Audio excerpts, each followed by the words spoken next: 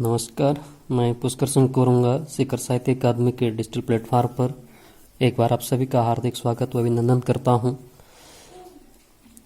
दोस्तों, आज एक महत्वपूर्ण टॉपिक पर हम चर्चा करेंगे जो कहीं ना कहीं हमारे जीके की दृष्टि से काफ़ी महत्वपूर्ण हो सकता है।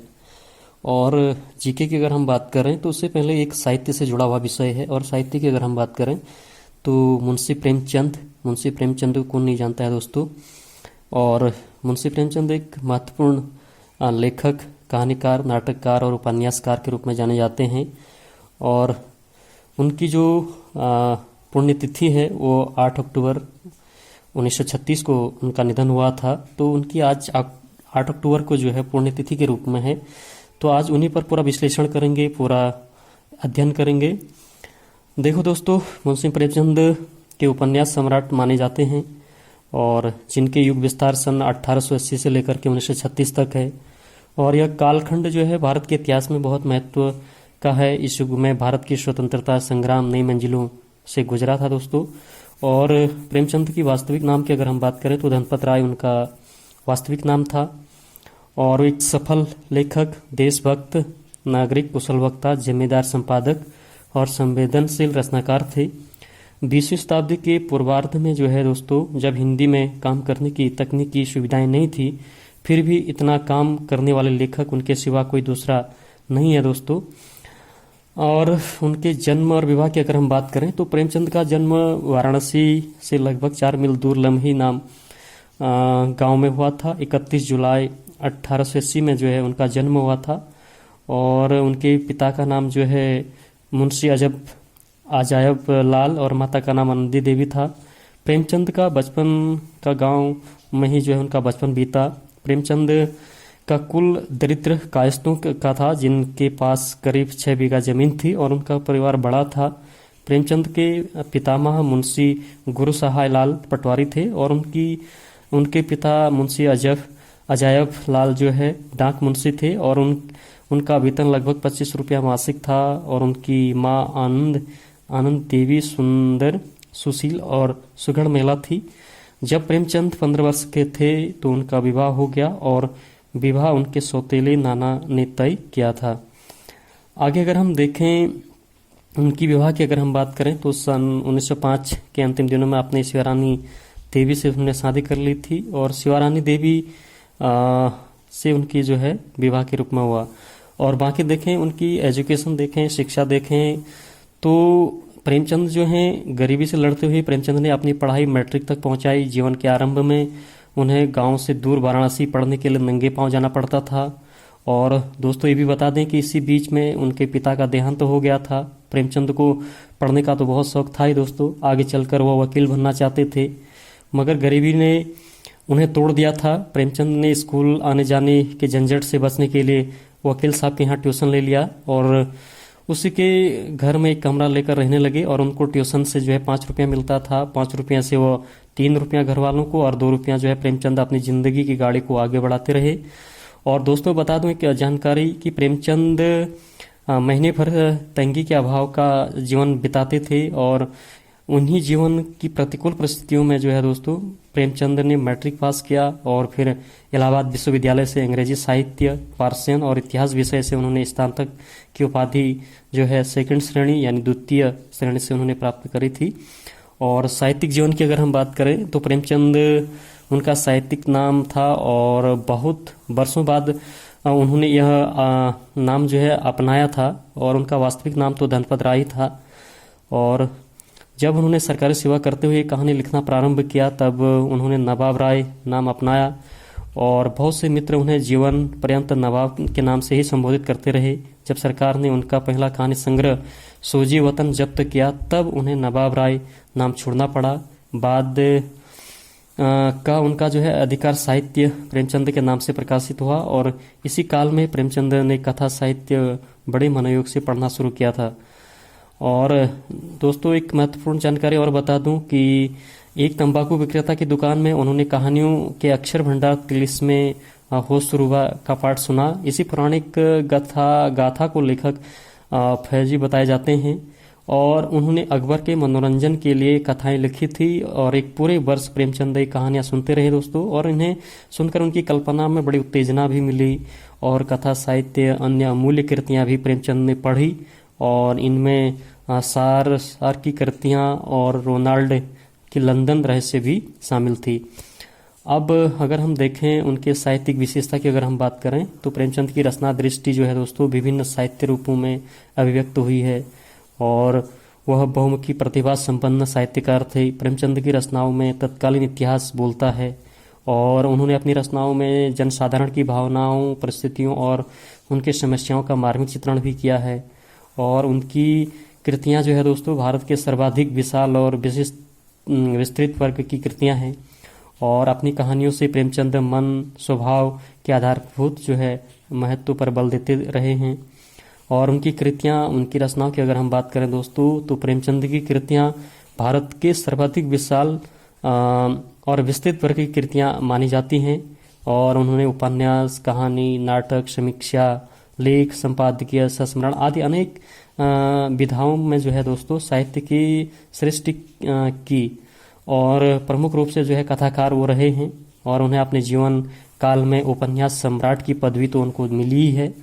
और देखें दोस्तों एक महत्वपूर्ण जानकारी मैं बताते चलूं तो उन्होंने कुल 15 उपन्यास लिखे, 300 से अधिक जो है कहानियां लिखी हैं, 3 नाटक उनके लिए हैं, 10 अनुवाद उन्होंने लिखे हैं, 7 बाल पुस्तकें और हजारों पृष्ठों की लेख, संपादकीय, भाषण, भूमिका पत्र आदि की रचना भी जो है उन्होंने करी है दोस्तों। और जिस युग में प्रेमचंद ने कलम उठाई उस समय शायद उनके पीछे ऐसी कोई ठोस विरासत नहीं थी और न ही विचार और न ही प्रगतिशीलता का कोई ऐसा मॉडल था जिनके सामने उनके सिवाय जो है बांग्ला साहित्य के या उस समय बंकिम बाबू ने शरत चंद्र थे और इसके अलावा जो है टॉल्स्टॉय जैसे रूसी साहित्यकार थे जिन्होंने जो है अनेक रचनाएं जो हैं लिखी हुई थी। और लेकिन होते होते उन्होंने गोदान जैसे कालजयी उपन्यास की रचना की जो कि एक आधुनिक क्लासिक माना जाता है। और पुरस्कार की बात करें दोस्तों मुंशी प्रेमचंद की तो मुंशी प्रेमचंद की स्मृति में भारतीय डाक विभाग की ओर से 31 जुलाई 1980 को जो है दोस्तों उनकी जन्मशती के अवसर पर जो है 30 पैसे मूल्य का एक डाक टिकट भी जारी किया गया। और गोरखपुर के जिस स्कूल में वो शिक्षक रहे, टीचर्स रहे, वहाँ प्रेमचंद साहित्य संस्थान की स्थापना भी की गई और इसके बरामदे में एक भित्ति लेख है और यहाँ उनसे संबंधित वस्तुएं का संग्रहालय भी है जहाँ उनकी एक प्रतिमा भी वहाँ पे लगी हुई है। और प्रेमचंद की पत्नी शिवारानी देवी ने प्रेमचंद के घर में के नाम से उनकी जीवनी लिखी है और उनके व्यक्तित्व के हिस्से को उजागर भी किया है। और आगे अगर उनकी जानकारी की बात करें दोस्तों तो उनके ही बेटे अमृत राय ने कलम का सिपाही नाम से पिता की जीवनी लिखी है और उनकी सभी पुस्तकों के अंग्रेजी व उर्दू रूपांतर भी हुए हैं और चीनी, रूसी आदि अनेकों भाषाओं में भी जो है उनकी कहानियां लोकप्रिय हुई हैं। और देखें उनके जीवन के अंतिम दिनों में 1 वर्ष को छोड़कर उनका पूरा समय वाराणसी और लखनऊ में गुजरा और जहां उन्होंने अनेक पत्र पत्रिकाओं का संपादन भी किया और अपना साहित्य सृजन करते रहे। और 8 अक्टूबर 1936 को जो है जलोदर रोग से उनका देहावसान हुआ और प्रेमचंद ने अपने जीवन में कई अद्भुत कृतियां लिखी। तब से लेकर आज तक हिंदी साहित्य में न ही उनके जैसा कोई हुआ है और न ही होगा। तो दोस्तों कहीं ना कहीं एक महत्वपूर्ण कवि के रूप में ये माने जाते हैं। और इनकी अगर कुछ उपन्यास अगर मैं याद कर पा रहा हूँ तो कुछ उपन्यास की अगर मैं बात करूँ तो सेवा सदन जो है इन्होंने 1918 में लिखा था, प्रेमाश्रम जो है 1922 में, रंगभूमि 1925 में इन्होंने लिखा था, निर्मला इनकी उपन्यास है 1925 में इन्होंने लिखा था, कायाकल्प जो है 1927 में इन्होंने लिखा था, गबन जो है 1928 में इनकी महत्वपूर्ण उपन्यास है, कर्मभूमि भी इनकी उपन्यास है 1932 में इनको लिखा था और गोदान भी जो है बहुत ही महत्वपूर्ण साहित्य में जो है एक उपन्यास है प्रेमचंद की जो इन्होंने जो है 1936 में लिखा था। और मंगलसूत्र जो है इनकी उपन्यास है लेकिन वो अपूर्ण है, इसको पूरा नहीं कर पाए। और वहीं नाटक की अगर हम बात करें तो नाटक भी इन्होंने लिखे हैं। संग्राम इनका नाटक है 1923 में लिखा हुआ था, करबला जो है 1924 में इनकी रचना है लिखी और प्रेम की वेदी जो है 1933 में इन्होंने लिखी थी। अब बहुत सारी कहानियाँ, 300 से ऊपर इन्होंने कहानियाँ लिखी हैं, जिसमें कुछ कुछ जो मैं याद कर पा रहा हूँ उसी का वर्णन मैं यहाँ पे करूँगा दोस्तों। जैसे इनकी एक महत्वपूर्ण कहानी अंधेर है, अनाथ लड़की है, अपनी करनी इनकी महत्वपूर्ण कहानी है, अमृत इनकी बहुत महत्वपूर्ण कहानी है।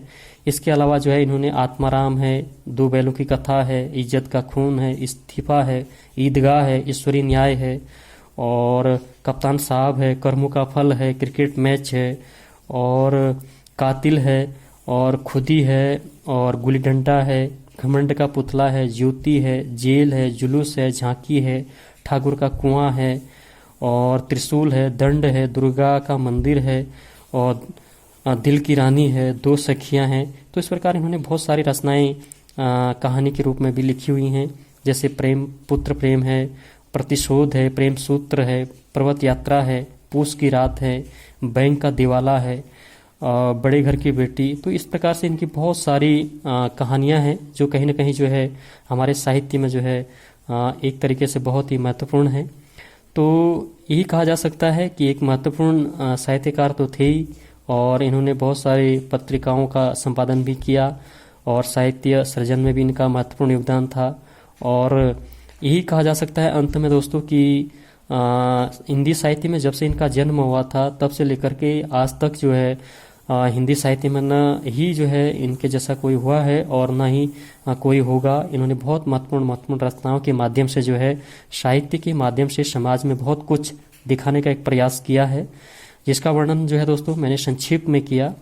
और ये वर्णन या विश्लेषण करने का उद्देश्य मेरा यही था दोस्तों, क्योंकि आज 8 अक्टूबर था और 8 अक्टूबर को ही जो है मुंशी प्रेमचंद महान साहित्यकार की जो है पुण्यतिथि थी। तो इस पर एक छोटा सा मैंने विश्लेषण किया, जिनमें जो है इनका जन्म, इनका शिक्षा और इनकी साहित्यिक भूमिका, इनकी प्रमुख रचनाएं, इस पर एक छोटा सा विश्लेषण मैंने आपके सम्मुख रखा। तो अगर ये इनके बारे में अगर आपको लगता है कि कुछ जानकारी आपको मिली है तो ज़रूर देखिएगा। और एक बार आप सभी को जो है बहुत बहुत धन्यवाद।